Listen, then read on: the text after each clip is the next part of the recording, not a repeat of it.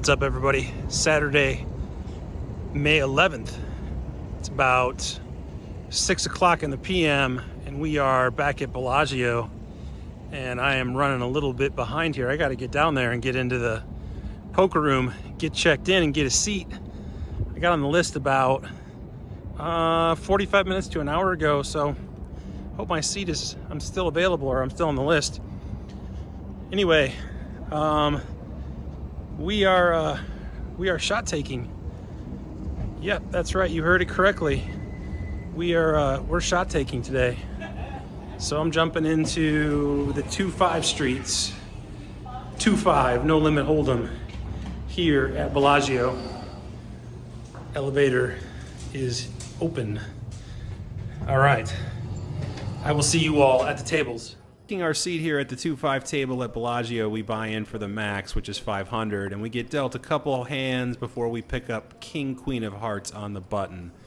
We see a raise from a middle position player who makes it 20 to go, and we see a call from the low jack. I decide to just put in the $20 call here in position, and both the blinds get out of the way. So we are headed 3 ways to a flop, which comes down pretty good for our hand. We see King of Spades, Deuce of Spades, Deuce of Diamonds. Middle position player decides the continuation bet here for $30, and the low jack decides to fold. I could get on board with raising or calling here. I think the worst thing we could possibly do is fold. So I put in the $30 call, and we're going to head to a turn, which is the 8 of Spades, completing the front door flush. Now the middle position player slows down and puts in a check. And I decide to check back here as well, although I think I could go for a bet here. I don't think he's going to be checking a flush all that often. And we see the Queen of Diamonds peel off on the river, giving us 2 pair. And now the middle position player checks for a second time, and I definitely think that he does not have the flush, and I think we need to go for some value. So I go ahead and put out a bet here at $55. We can definitely get called by a worse king, a hand like King Jack, King 10, maybe even King 9 will certainly call, and maybe some non-believing pocket pairs will call as well. And he pretty much snap calls, so we end up getting the value here from our opponent on the river, and we win this first pot to start the night. Nothing too crazy in this hand, but I did want to share it with all of you just to get your feedback on how you would play in this particular situation. So we've got a small pocket pair, we're in the cutoff. It folds around to me. I go ahead and raise it up. I make it 15 to go. Button gets out of the way, but the small blind puts in the call and the big blind folds. So the small blind, I think, is going to have a lot of Broadway cards in her range. She's going to have a lot of like King Queen, King Jack, Ace 10, King 10 type hands. So when we see a Queen 10-9 all clubs board, I'm a little bit hesitant to c-bet here based on that range that I've given her. So when she checks, I check back, and she immediately leads out $30 on the turn, which is the 10 of diamonds, and I snap fold. I don't really think we're going to be able to do much here other than just get out of the way when we don't flop anything. But I guess the big question is should we be c-betting on that flop? I think it's probably a yes, but I'm curious to hear all of your thoughts as well. Leave it in the comments below. Moving on to a little bit more of an interesting hand. This time we've got Queen 10 of clubs, and we are in early position under the gun. I raise it up, I make it 15 to go, and we end up seeing a call from the small blind once again. And that is going to be the only caller, so we actually are going to go heads up here to a flop, which seems to be a little bit of a rarity at the 2-5 stakes, but that's okay. I'll take the heads-up action. And we end up seeing a flop, which is 8-7-7 with 1 club. So we've got a backdoor flush draw and a couple of overs. So when the small blind checks, I decide to go ahead and continuation bet here, and I make it 15 to go and accidentally throw in a $1 chip. My mistake. Dealer corrects the action, and the small blind puts in the call. And we go to a turn card, which is the King of Hearts. So now we pick up a draw, and the small blind checks. I think I make a pretty big mistake here, and I check back. I think I should be continuing to pile on the pressure here. I think the King of Hearts is going to be better for my range than it is for the small blind's range. So I check back, and we see the 8 of Spades, I think it was, on the river. Small blind decides to check again, and I definitely cannot win here with my queen high. So I think I have to go ahead and take a stab at it. Probably not the best reasons in the world to formulate a bluff, but at the time that was my thinking. I got a bluff here, otherwise I cannot win the pot. So I had to settle on a sizing of $50 here on the river, and surprisingly, it gets the job done. The small blind puts in the fold, and we end up taking down this pot. It's hard to say what exactly they called with on the flop. Maybe a pocket pair like nines, maybe tens, maybe a hand like sixes. I don't know, hard to say, but we end up winning this one with our bet on the river. Here's another one where we got to fight to win the pot. You gotta put in the battle. You got to give it your all to try to win these pots, especially when you miss with a hand like 7-6 of spades. We see a limp from a player in the hijack, and I raise it up. I make it 20 to go, trying to isolate with this player. He's only got about 150 behind, though, so I don't know. I probably really don't need to be isolating with a hand like 7-6, but that's what I did, and we end up seeing a flop, which comes down ace-10-3 rainbow. Hijack checks, and on these ace-high boards, I just decide to check back. I think he's going to have so much ace-x in his range, it's ridiculous. But when the turn's an 8 and he checks again, I don't think he's going to be checking an ace twice. So I go ahead and fire out here for $25, and that gets the job done. He obviously was pretty weak there and didn't have too much, so we take down a little pot here with our suited connector. To my surprise, the table had been playing pretty straightforward up to this point, so I see a limp from under the gun, and I look down at ace-9 of spades. Definitely good enough to come in for a raise, so I bump things up to 20. It ends up folding around to the player in the small blind who puts in the call. Big blind gets out of the way, and the player in the under the gun spot who limped puts in the call. So we're going to go 3 ways to a flop in position. Flop comes down queen 5-4 with 2 spades, giving us the nut flush draw. So when it checks to me, I think I definitely want to continue to represent and put pressure on these players. So I make it 35 to go. Unfortunately, the small blind, who really is the main target for me in this spot because he'd been playing about 60% of hands, he puts in the fold after thinking about it for a little while, and the under the gun player doesn't think too long at all before folding. So would have been nice to see a turn, see if we couldn't hit that flush one time. But unfortunately, that is not the case, and we win a small pot with our ace-9 of spades. This is just for the shits and giggles, for the lulls, as they like to say in the internet land. We've got queen-jack offsuit on the button, and it folds over to me, and I raise it up. I make it 15 to go. Really just trying to steal the blinds here, but we end up getting called by both blinds. The small blind and the big blind both put in the call. So we're going to go 3 ways to a flop in position, which comes down ace-5-4 with 2 diamonds. Both players check to me, and I decide to check it back here. Not going to be firing out on this exact board, this exact run out. And we see a turn card, which is a deuce. Both players check for a second time, and I think I make a mistake here on the turn, and I check again, and the river is the ace of hearts. Now it checks around on the river, and the small blind confidently turns over his queen-jack, and I turn over my queen-jack, and this big blind turns over queen-9 offsuit. So we are going to end up chopping this with the small blind. Had I taken a little bit more of an aggressive line in this spot, I would have taken down the whole pot, because these players are obviously just playing their 2 cards. They're not thinking about much at all. But unfortunately, I did not get aggressive. I did not put in the bet. I did not go for it, and we end up chopping what could have been a win. Enough of that boring checking down stuff. Let's play a premium pocket pair. This time we've got the kings, and we are in the under the gun +1 spot. I raise it up, I make it 15 to go, and it ends up folding around to our friend in the small blind, who he is the action player, if you will, at the table. He's been very active, calling about maybe 50 to 60% of hands pre-flop, and I'm really happy to see him put in the call and the big blind fold here, and even happier to see a flop of 10, 6, 6, 2 diamonds. So we avoid the dreaded ace magnets. He puts in the check, and he's going to have a lot of pocket pairs. He's going to have a lot of 10x. He's going to have some flush draws, so a lot of value to be had. I fire out for 20. He thinks about it for some time. He looks at his cards. It looks like he's thinking about putting in a call, but he folds. So we don't get any action here with our cowboys. We do take down a small pot. I'll take it. Better than losing a big pot. Life is all about second chances. This time we've got pocket kings in the big blind.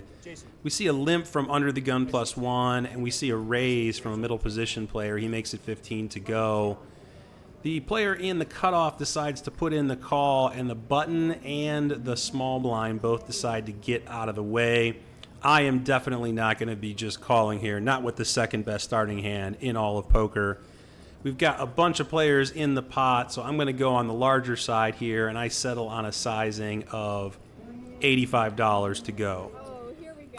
Folds around to the action player, who is really who I want to isolate in this spot. He seems to just love to call pre-flop and then basically fold if he misses post-flop. So I'm really hoping he's going to give us some action here when it folds to him, but unfortunately he sends his cards flying into the muck, and we just take down the dead money here. Not the result we were hoping for, but again, it's a win. I'd rather take a small win than lose a big pot. Not one of my favorite hands recently. It's been kind of unkind to me as of late, but this time we've got ace-queen offsuit in the small blind, and we see a raise from under the gun. I just call the $15 raise, and it ends up going heads up when the big blind folds. Not the worst case scenario here. I also don't like 3-betting under the gun raises too often because they're often going to be pretty snug in that early position. And we see a flop of king of spades, queen of clubs, 10 of clubs. I check it over and he fires a continuation bet here of $20. I think we can go ahead and just call here with our middle pair, and we've got the ace of clubs, so we can always hit our backdoor flush draw here as well. I put in the $20 call, and we see a turn, which is the ace of spades, giving us top 2 pair on a pretty wet and connected board. I check it over to him again, and he does not slow down here on this turn card, but his sizing is pretty small. He fires out here for $40. I would expect if he had a really strong holding like a straight, he would definitely be betting a little bit on the larger side, so this just seems a little bit bluffy to me, like he doesn't really have too much, and he's just trying to see if he can get us to lay it down here. I put in the call, and we are off to a river, which is a complete blank. It is the deuce of spades. It does bring in a backdoor spade draw, but I think that's pretty much irrelevant at this point. I check. Unfortunately, he snap checks back, and at that point I realize our hand is definitely good here. I turn over the 2 pair, and we win a nice pot here with ace-queen. A little redemption with this hand. It's nice to see after losing with it quite often. Strap in. This is going to be the hand of the session. We've got pocket jacks in the big blind, the jiggities, the fish hooks. We see a limp from player who is in the under the gun +1 spot, who first tries to check, but dealer tells him you can't check, you got to at least call. Middle position player puts in the call. Cutoff goes ahead and puts in the call. Now it's over to the small blind after the button gets out of the way, and she decides to raise it up. She makes it 25 to go. I think she could be doing this with a lot of hands, just trying to target all the dead money. And I put in the call here. I think this is a big mistake. I think I should definitely be going for a 3-bet here in this spot, trying to isolate heads up in position with the small blind. The call ends up inviting the whole table along. So the under the gun +1 calls, middle position calls, and cutoff calls. Now we are headed 5 ways to a flop, which is a good flop. We end up seeing top set on a flop of Jack 10 8 with 2 diamonds. With top set, it's music to my ears when the small blind continuation bets for small sizing here. She makes it 25 to go, betting into 4 opponents. Very strong move. I think she's going to have a lot of overpairs, and she's going to have some sets of her own in this spot. So definitely want to raise it up and try to get heads up with her. I make it 100 to go. Folds over to the player in middle position who limped. He decides to cold call the $100 raise. This is definitely setting off alarm bells. Now it's back over to the small blind who goes into the tank. When the middle position player calls here, he's definitely going to have a lot of draws, a lot of straight draws. He's going to have some diamond draws. I would think he would want to jam with a lot of hands that he feels need protection on this board. So I think his range is pretty much almost all draws, and the small blind calls, and I think she's got a lot of overpairs in her range. We see the 7 of diamonds on the turn, which completes the front door flush, brings in the straight flush, brings in all the draws, all the straight draws, all the draws got there, and the small blind decides now to check. The action is on me, and I think checking is really our only option here. I go ahead and check, and now the middle position player decides to rip it all in for his additional $212 that he had behind. And it's over to the small blind, who once again is in the tank. And I'm trying to decide what I want to do here. We do have the Jack of Diamonds, which blocks some of the flush draws and some of the straight draws. So I think we potentially could call here. It's all going to be dependent on how the small blind reacts in this spot. And after tanking for some time, she finally settles on a call. So she puts in the additional money, and we've got about a $750 pot now. And I've got to call 212 to win about 750. Even if we're behind to a flush, we could still potentially hit one of our outs to pair the board and take this one down. I mean, we're only dead to a straight flush, which I really highly doubt the middle position player has. So after thinking about it for some time, I think we have the right price to just call. If we're behind, we can still hit one of our outs, and we might still be ahead in this spot. So I go ahead and put in the call. We see the 9 of clubs on the river, and I think we're good here until the middle position player turns over king, queen. He ended up hitting the 9 of clubs to give him the straight, the queen high straight on the river. Small blind turns over pocket aces as suspected, so she was dead the whole way. Really unfortunate to see that the middle position player connected with one of his outs on the river to give him the best hand. We got it in good. We got it in really good. He had about maybe 18% equity there on that turn. And unfortunately, we just couldn't hold to secure the win. So we end up losing quite a big pot here. Unfortunate run out for us, and we couldn't hold. But that's the way it goes sometimes in poker. We get it in good, and you end up losing. Admittedly, I'm on a little bit of tilt after the last hand with pocket jacks. I look down at ace-king offsuit. This is about 10 minutes later, and I go ahead and raise it up after we see the player in the under-the-gun spot limp. I make it 25 to go, and it ends up folding back around to the under-the-gun player who puts in the call. So we're going to go heads up to a flop, which comes down ace-3-4 with 2 diamonds, giving us top pair, top kicker. So when I see the under-the-gun player check, I'm definitely going to be firing out for value, and I decide to go with $30 on this flop. He doesn't think too long at all before putting in the $30 call, and we are going to head off to a turn card, which I'm hoping is clean. And it's the 3 of clubs. It does pair the board, but it really shouldn't change too much. He would be raising with any of his 2 pairs or sets, so I don't think we have to worry too much about a full house. So when he checks again, I think he can have a lot of 1-pair type hands that are going to be calling here. So I size up. I make it 100 to go on this turn card. Now, the reason I'm sizing up is I don't think he's going to be capable of folding hands like ace-queen, ace-jack, ace-10, even hands like ace-9. He's probably never going to be folding there. I think with his flush draws, he probably will be tempted to call as well. A lot of players have a hard time getting away from some of their draws, and he can have straight draws here. So I go ahead and raise it up to a large size, or I should say bet to a large size. And this puts him into the tank. And I think he's going to be calling here. It looks like he wants to be calling here. He's talking out loud about me having a flush draw, which really doesn't make a lot of sense. But that's what he keeps saying. So he's putting me on a draw. And I think when he's putting me on a draw, he definitely has the 1-pair hand that I think he has. So I'm thinking he's going to call, but eventually he just folds. Maybe we should have sized down a little bit there. Maybe a sizing like 75 would have gotten a crying call from him, but unfortunately we don't win any additional more chips from this player with our top pair, top kicker.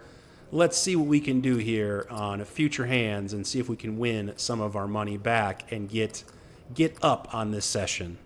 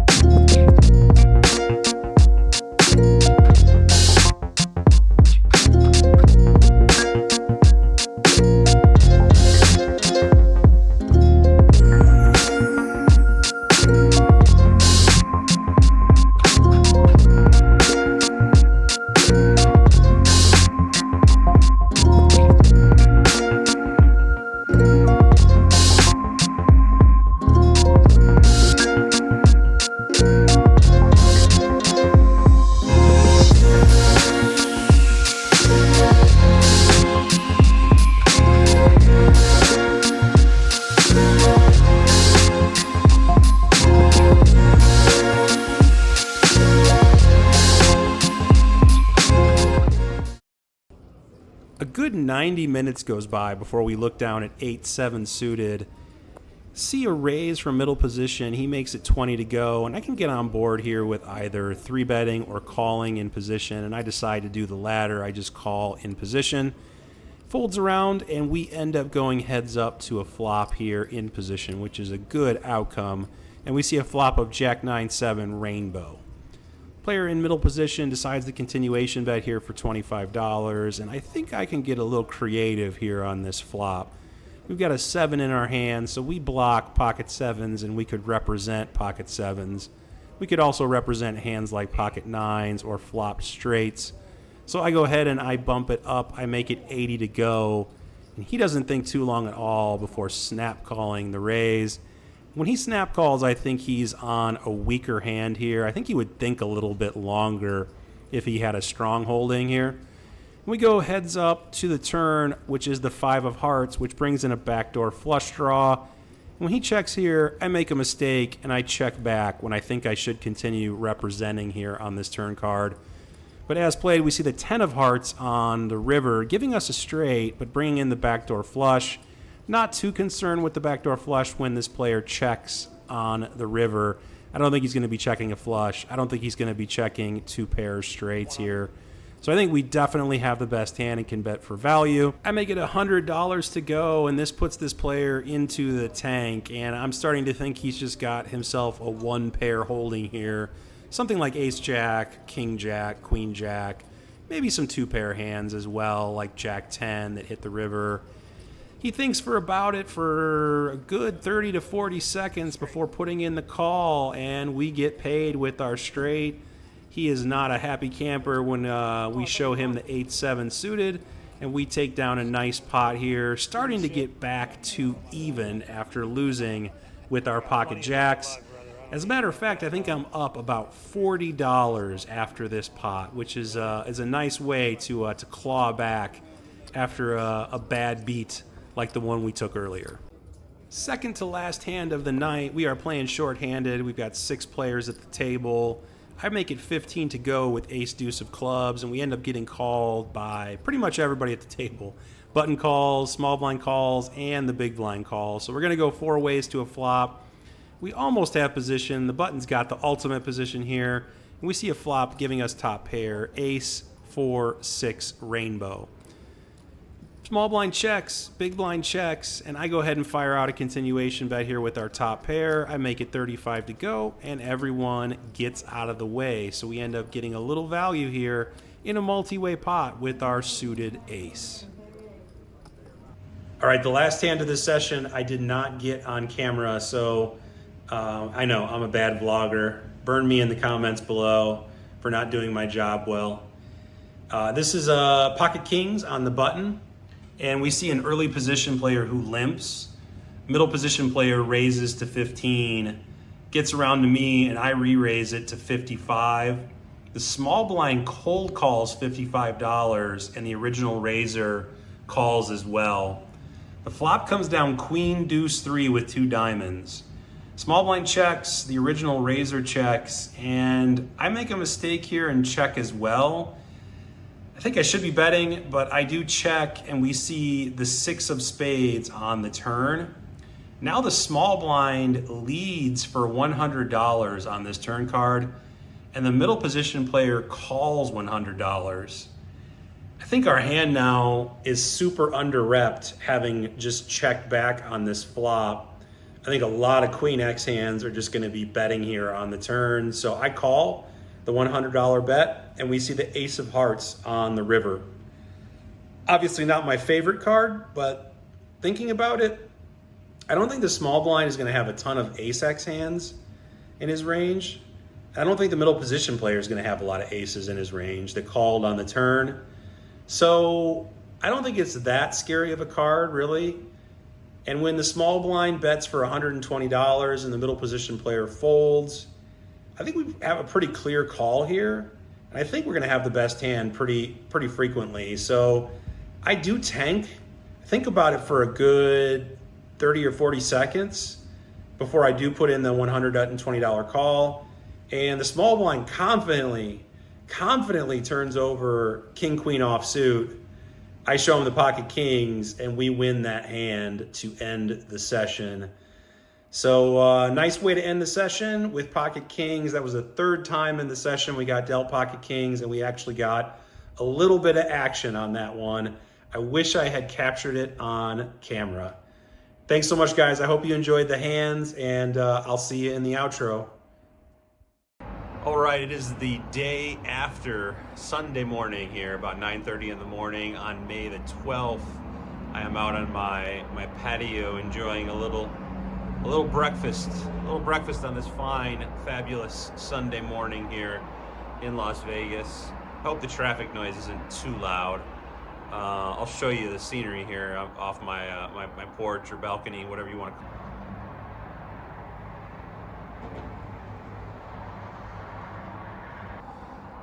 But it is a beautiful Sunday morning, and yeah, I'm just enjoying a little iced caffeinated beverage and a little light breakfast before we get this day started.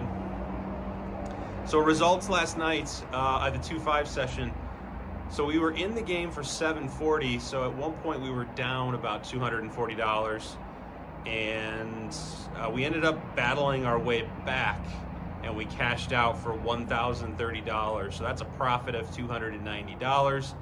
So the first time playing 2-5, not the first time in my life, but the first time here in Vegas, went well. Thoughts on the game itself, I was a little taken aback on how similar it is to 1-3. It doesn't play much different. I thought the action would be substantially different, and it really wasn't that much more action. It was about the same. And the pots were obviously a little bit bigger when you do get into a pot, especially when it goes multi-way. You get into some pretty bloated pots pretty quickly. But yeah, the players, I didn't feel like were that much different from 1-3. The play wasn't that much different from 1-3. Still a lot of limping, still a lot of limp calling, still just a lot of weird plays, you know, that players you wouldn't think they would make, but they do. And I'm excited to see how it pans out if I keep grinding 2-5. So that's the plan. We're going to keep at it, keep seeing if we can't run it up in the 2-5 streets. I do think from a financial perspective, you know, the rake has substantially less impact at a 2-5 game than it does at a 1-2 game and a 1-3 game. So I think from that perspective alone, it makes sense just to keep grinding at 2-5. And yeah, I think that's going to do it for episode 46. I will see you all in episode 47. If you guys like this episode, you know what to do. You know to hit that like button. You know to subscribe to the channel, and you know to hit that notification bell so you don't miss future episodes. And you don't miss when I post. That's what that notification bell does, guys. It tells you when I post. So if I don't post for a while and you're wondering, hey, where did he go?